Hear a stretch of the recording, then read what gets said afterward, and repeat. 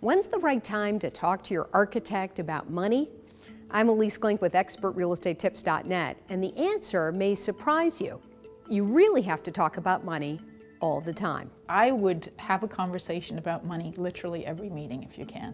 Although it may seem awful to do, it's important. It's incredibly important. It's there's the dreams and there's the dollars, and they have to meet all the way through the process. It's very hard. It's one of the challenges of any kind of construction process is that the money buys a different amount of stuff depending upon the economy. The oil costs go up and suddenly everything costs more, or there's a hurricane and suddenly you can't find a sheet of plywood anywhere, so then the cost of the plywood goes up.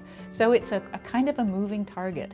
So when I would work with clients, I would always encourage them to build in to the design a safety valve, something that they didn't have to build right away.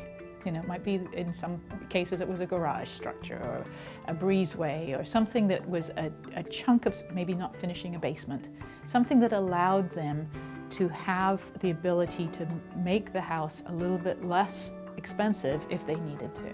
I was doing a house on a cul-de-sac in a pretty wealthy area, and my clients had asked me to really tailor this house. So their house was actually significantly smaller than a lot of the others that were surrounding it, but gorgeous, and it turned out fabulously. 2 doors down from them was a house that was what we would probably call a fairly typical McMansion in form, but the homeowners had selected the most expensive materials they could find. And one of the things that they did was imported brick from Italy. Well, it was literally the most expensive brick you could find probably on the planet.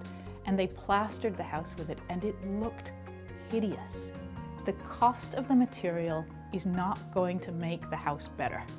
It's an incredibly important lesson. You could have taken one of the least expensive bricks, designed it beautifully, and made that something fabulous. But you've got to reapportion the dollars more into the design, less into the materials.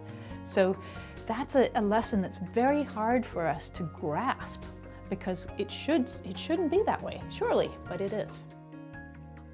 For more information on Sarah Susanka and her books, the Not So Big House series, visit my website, ExpertRealEstateTips.net.